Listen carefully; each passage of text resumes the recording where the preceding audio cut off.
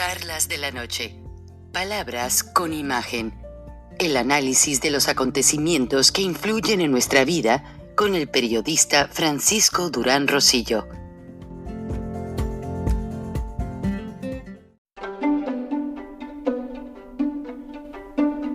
Frank Durán Rosillo te saluda y los saluda a todos ustedes, su amiga María Celeste Raraz, para invitarlos a que se suscriban a mi canal de YouTube, María Celeste Raraz, tal como mi nombre, donde les informo todas las semanas sobre entrevistas que tienen un tema que ayuda a mejorarnos como personas y de paso son interesantes. Las pueden encontrar en mi canal de YouTube, así que los espero. Y se suscriben gratis.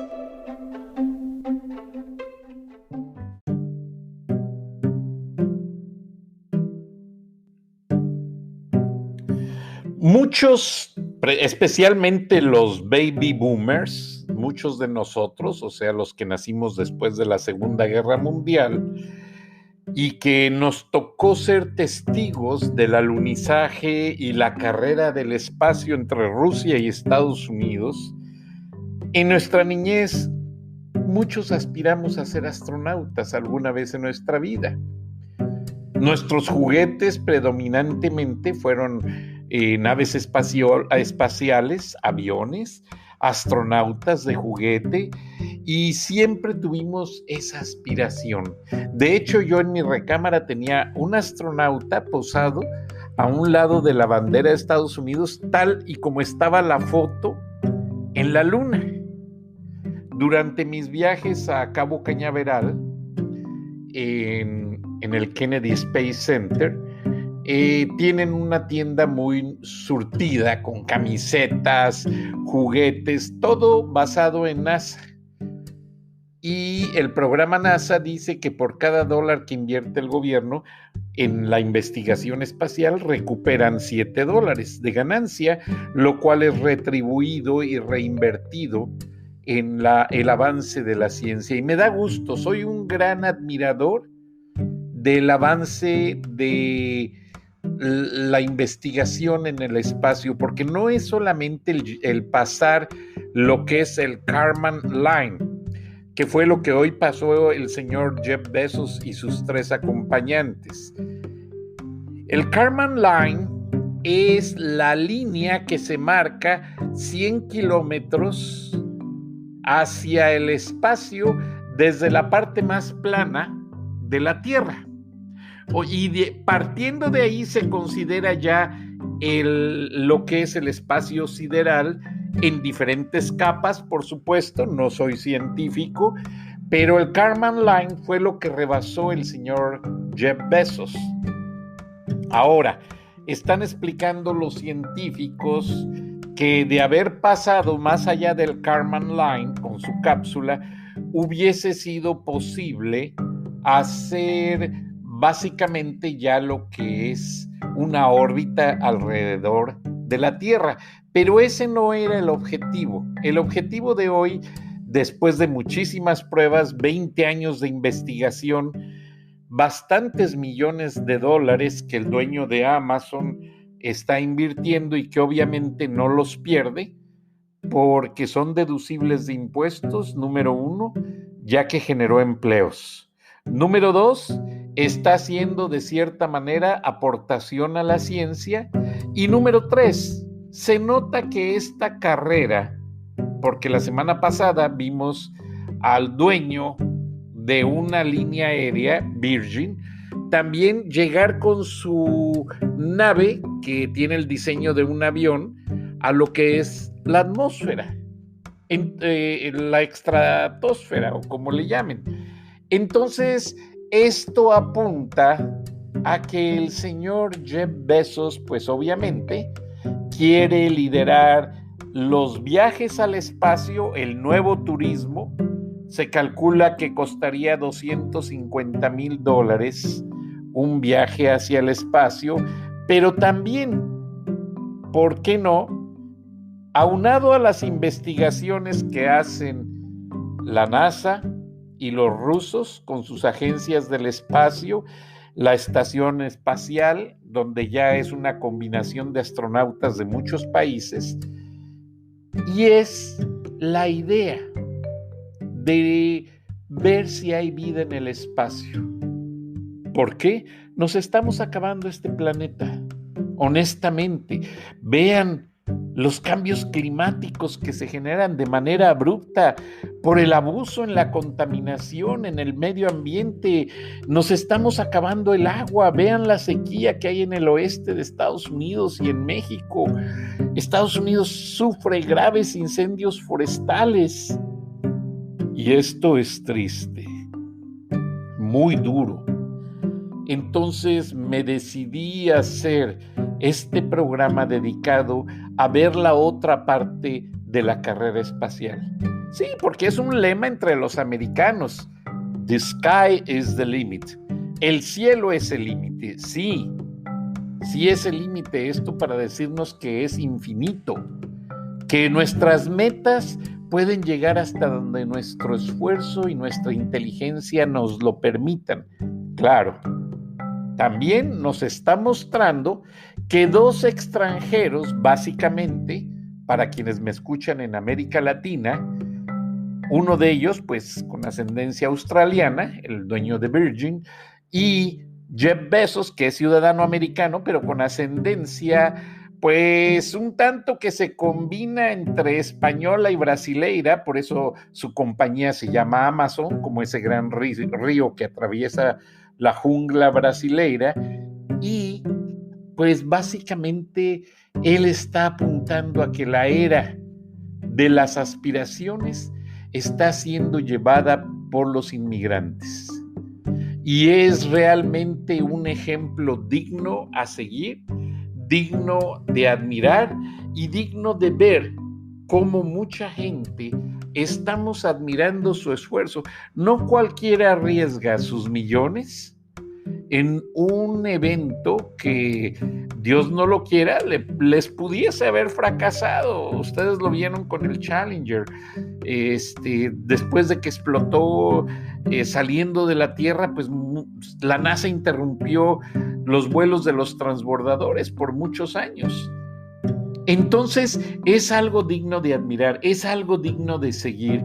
Y padres, abuelos que me escuchan y sus hijos que también lo hacen para practicar el español, porque me mandan mensajes, les pido que sigan estos buenos ejemplos, que no se contaminen la cabeza con la música de raperos, que por cierto, me llegó un video de Instagram, como un rapero estaba grabando un video desde su teléfono, desde el interior de su carro, y se filma en vivo, en el momento en que lo rafaguean a alguien por la ventana, no se ve quién, y lo matan. Y está en ese momento interactuando por una red social a través de video con un amigo y le dice, ¿qué te pasa? Hasta que se le ve sangrando la nariz y la boca y el tipo se cae. Es triste. Vamos a dejar de lado todo eso. Vamos a enfocarnos en las cosas buenas. Yo me enfoqué a grado tal en la carrera espacial que una de las cosas que hice cuando ya pues Dios me dio la bendición de quedarme a vivir en los Estados Unidos fue ir a visitar Cabo Cañaveral de punta a punta, y se los recomiendo. Visité todos los museos que lo conforman, visité lo que son los campamentos de verano, porque hay varios, uno en Cabo Cañaveral, hay otro en Huntsville, Alabama, hay muchísimos, y en todas partes hay naves espaciales que en su momento sirvieron a la NASA. Esas son las cosas en las que debemos enfocar a nuestros hijos. Esas son las cosas en las que debemos nosotros orientarles. Porque en el momento en que los dejamos que se contaminen, la música es muy bonita, pero hay jóvenes que se contaminan. Y tanto en español como en inglés, si escuchamos detenidamente una canción, un rap, como le quiera llamar, muchos son ofensas, muchos son palabras de lo más terrible hacia nuestra propia raza, hacia la gente, hacia el género humano, y ya estamos cansados de esa basura. Hagamos que nuestros hijos cambien. Nos quejamos de que los latinos hacemos los trabajos más pesados. Es cierto, en ocasiones mucho tiene que ver el hecho de que no hemos estudiado, el hecho de que no nos hemos preocupado por aprender el idioma inglés, el hecho de que no hemos tomado la pauta para cruzar esa línea. Una línea que es muy importante entre lo que es la cultura americana y nuestra cultura. Y no, pues siempre decimos, los mexicanos no nos venimos a Estados Unidos. Hay muchos que se traen el pueblo y andan en la camioneta y en el cristal de atrás el apellido y una seña del narco de una planta de marihuana y hasta el señor ese Valverde que es el santo de los narcos. Pues ¿cómo no quieren que lo siga la policía? Si es una invitación tentativa para decirle a los oficiales, hey, aquí va manejando a alguien que le gusta o admira a los narcos o el consumo de drogas. O sea, todos esos detalles son una alerta. Tengo mucha amistad con un amigo que es maestro de la Academia de Law Enforcement en inmigración, que por muchos años fue agente especial y con él aprendí muchas cosas. Le preguntaba, oye, ¿cómo encuentras tú a la gente indocumentada? Y me decía, uy, es muy fácil. El indocumentado se pone su huella digital él solo, en un crimen, en un choque, en un asalto, hasta en el lugar donde vives. Vas y encuentras la camioneta con el cofre abierto, las latas de cerveza tiradas por doquier, los basureros repletos de basura, valga la redundancia, y los niños en calzoncitos, en pañal, ahí caminando todos desorientados alrededor, muchas veces el pasto sin cortar, muchas veces con muchas situaciones que dicen, no, aquí no vive una persona que no haya crecido en los Estados Unidos. Y eso me lo dijo él. Entonces, se seca la garganta, vengo de hacer otro programa. Entonces, eso es lo que sucede. Por cierto, el programa de mañana es una entrevista con Enrique Perret, el director del Mexico US Foundation, quien nos habla de la situación de los negocios en México y hacia dónde va la economía de ambos países. Va a estar muy interesante. También tenemos la contribución del director del Centro de Inmigración ISAC, del Georgia Southern Convention, profesor, catedrático, Jesús Romero, que también nos trae un tema muy interesante sobre lo que está pasando con la interminable inmigración en la frontera, principalmente en la de Texas, donde ya el gobernador, Greg Abbott, pidió policías a su homólogo de la Florida y están reforzando con fondos privados y parte públicos la construcción del muro fronterizo que se quedó pendiente, un tema que van a escuchar allí.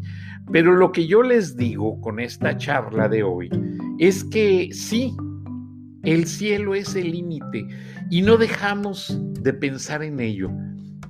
Todos nuestros inmigrantes que entrevisto, que escucho, siempre dicen, nosotros cruzamos la frontera para tener una vida mejor, para que mi hijo tenga lo que yo nunca tuve, para comer 3 o 4 veces al día, para tener un trabajo mejor, pero en muchas ocasiones eso se ve truncado porque no estamos preparados para lo que llaman los americanos el cultural crash. Cuando fui parte del centro de estudios, porque yo fui estudiante de la Universidad de California en San Diego, y asistía yo a los briefings del Centro de Estudios México-Estados Unidos de la Universidad de California, el cual hace una serie de análisis importantes e invita a mucha gente del Colegio de México, del gobierno mexicano, del gobierno norteamericano, y los análisis son enfocados a las situaciones sociales, a la política. Y por ejemplo, ahí siendo parte de esa organización, no como ejecutivo, como estudiante, todos los estudiantes teníamos derecho a ser parte y a asistir. Con nuestra simple credencial vigente asistíamos. Y una de las cosas que aprendí muy interesante es que el Colegio de México es el único que se ha encargado de estudiar la política en el fondo de México. Recuerden que en México, porque estoy preparando un programa al respecto, en México teníamos la famosa Dirección Federal de Seguridad, que ya desapareció por tantos abusos y que fue dirigida por el entonces Ignacio Vázquez Torres, guanajuatense, lo conozco, amigo de mis padres, iba a mi casa a cenar y pues lo aprecio. Nacho Vázquez Torres hacía los discursos para José López Portillo, un gran orador, un gran jurista que fue diputado federal precisamente por el distrito de mi pueblo, Acámbaro, Guanajuato, y Ignacio Vázquez Torres fue el director de investigaciones políticas de la Secretaría de Gobernación, que dentro de sus alas tenía precisamente la Dirección Federal de Seguridad. Por esa razón yo aprendí mucho a ese respecto, y aunque ya desapareció, ahora que estoy haciendo un programa especial al respecto que les va a gustar mucho, encuentro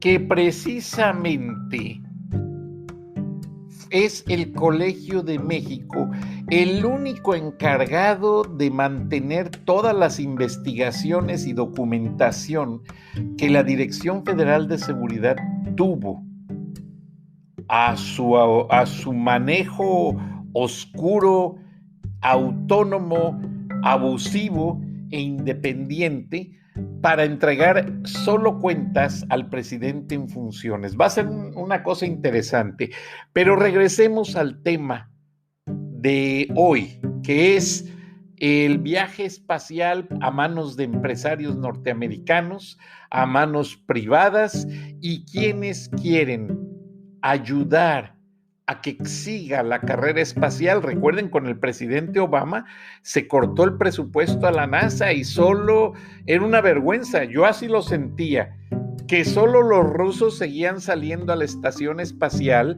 y los americanos tenían que pagarle dinero a Rusia para que pudieran ir y venir los astronautas norteamericanos y mandar los víveres y todas las cosas que allá se consumen. Porque en una estación espacial, pues allá están en la ingravidez, no hay cosas que se den. Sí hacen cultivos y sí hacen una serie de cosas, pero todavía son como parte de investigación, no para consumo. De hecho, cultivan hasta órganos, etcétera. Pero la idea de esta carrera espacial ya la veo enfocada no solamente en enriquecer la ciencia.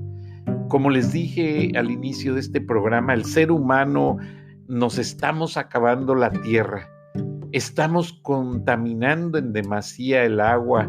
En los mares está saturado de microplásticos.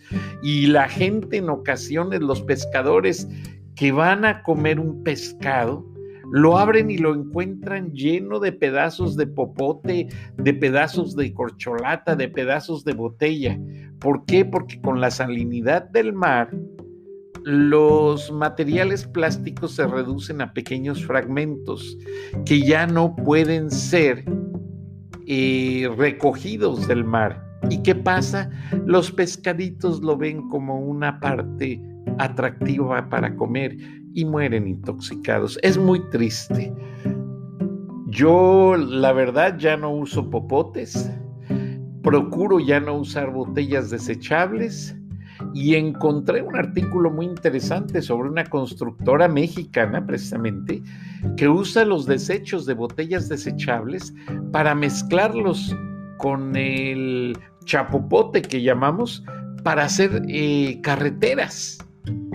para usar el pavimento, usarlo ya como pavimento. Ojalá y funcione, ojalá y se desarrolle una tecnología en torno a esto, porque hay mucho desperdicio de plásticos a manera industrial y lamentablemente está yendo a parar al lugar equivocado, a los océanos, a los bosques y a lugares donde contamina lo que nos comemos. Ahora, tengo amistad con un buen ingeniero agrónomo. Él planta todas las patatas, todas las papas para los ranchos donde se abastecen los restaurantes McDonald's, allá en Idaho. Que por cierto le agradezco, ellos influyeron mucho para que este programa se transmitiera en parte de las áreas rurales de Idaho, donde hay más de 9,000 campesinos mexicanos en cada turno y trabajan día y noche. Entonces son 3 turnos de 8 horas. Entonces son casi 30,000 mexicanos en su mayoría, porque otras razas, otras nacionalidades, con todo respeto, no aguantan o no quieren trabajar en el campo, honestamente. Y así como otras nacionalidades no lo quieren hacer, muchos mexicanos no les queda la alternativa, pero no por falta de ganas, sino porque al mexicano se le cierran mucho las oportunidades. Llega un cubano, llega un venezolano, ¡ay, pobrecitos! Vienen huyendo del régimen castrista, vienen huyendo del régimen chavista y allá eran ricos. Porque todo cubano y todo venezolano te dicen que ellos tenían las grandes fincas en Cuba y en Mérida, en Venezuela. Todos eran ricos allá. Nadie dice que era pobre. Entonces llegan a Estados Unidos y pues obviamente no les gusta hacer los trabajos de construcción, de agricultura, de jardinería, de reparar techos, que son los que nuestros mexicanos hacen, que son muy duros, en un sol intenso y que todo el día se queman las manos y sudan demasiado. Eso no lo quieren hacer.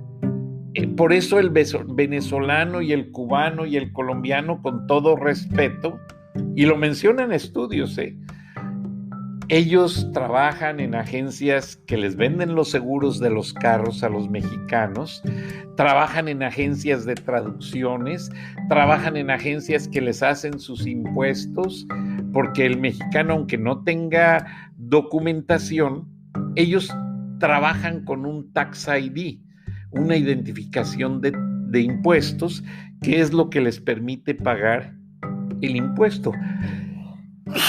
Perdón.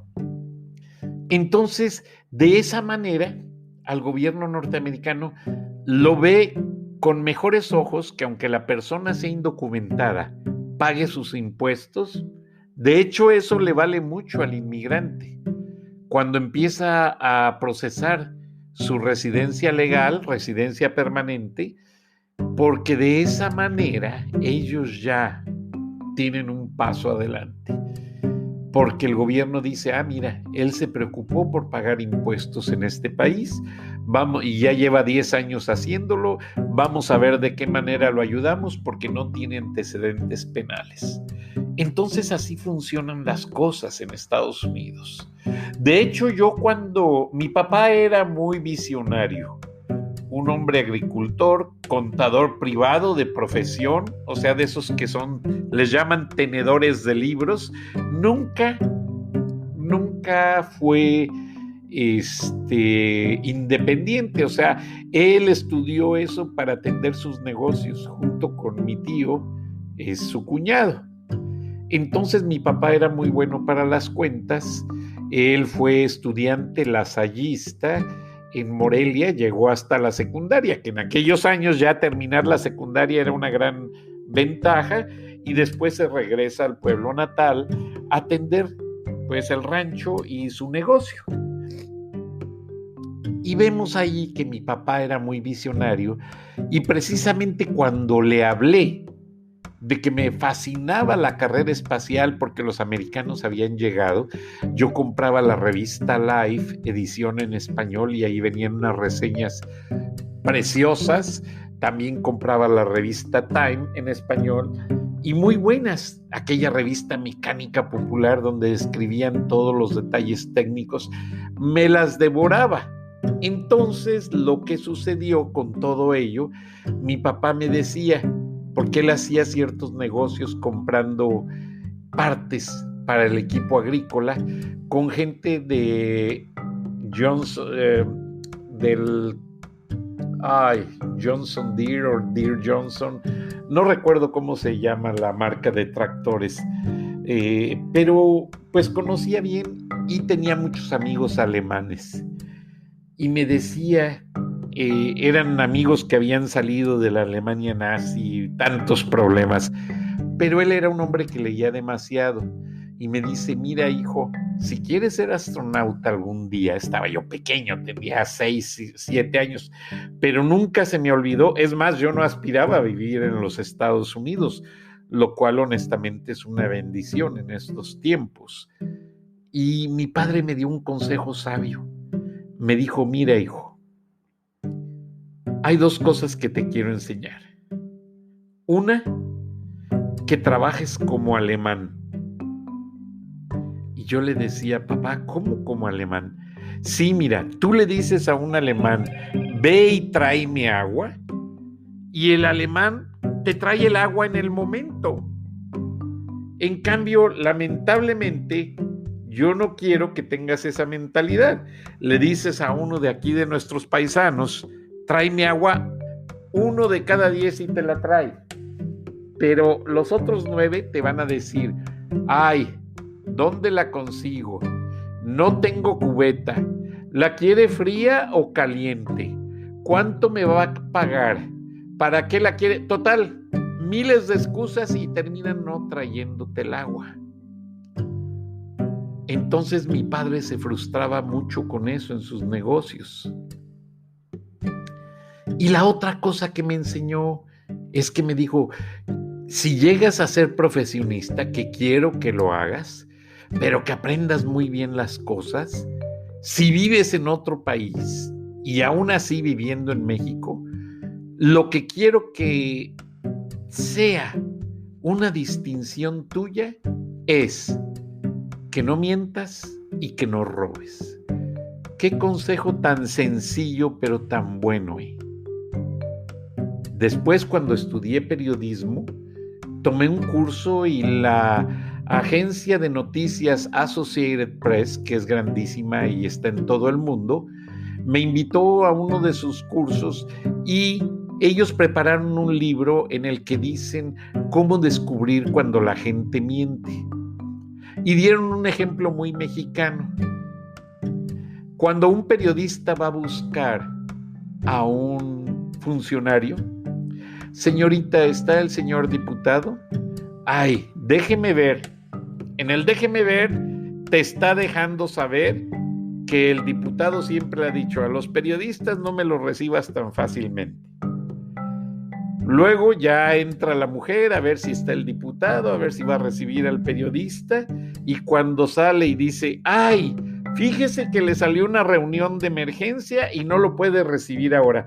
En el fíjese está acentuando que te está mintiendo, que el diputado está en la oficina viéndole las piernas a la secretaria, pero que no quiere recibir al periodista porque no tiene ganas, porque no se quiere meter en problemas, y así son, ya no solamente políticos, sino también mucha gente de muchas organizaciones.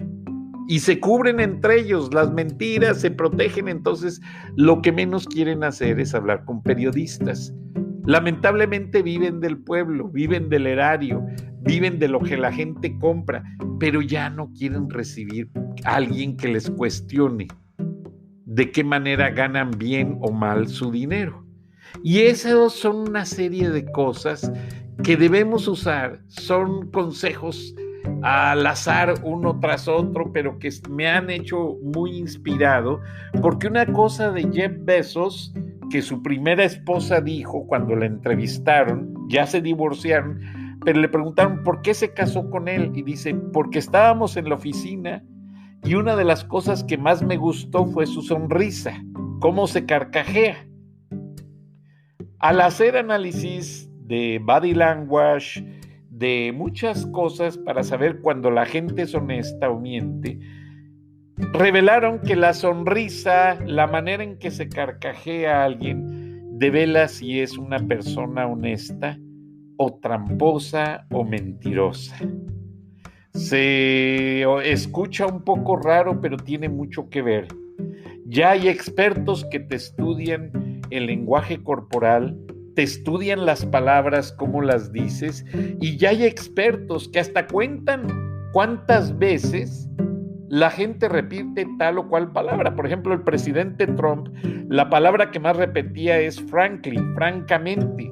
¿Por qué? Porque quería que todos le creyeran, quería que todos se aseguraran de que él no estaba mintiendo, y era lo contrario. O sea que cuando alguien le habla con un lenguaje muy rebuscado, muy pletórico, le están mintiendo. Cambie la cultura de sus hijos.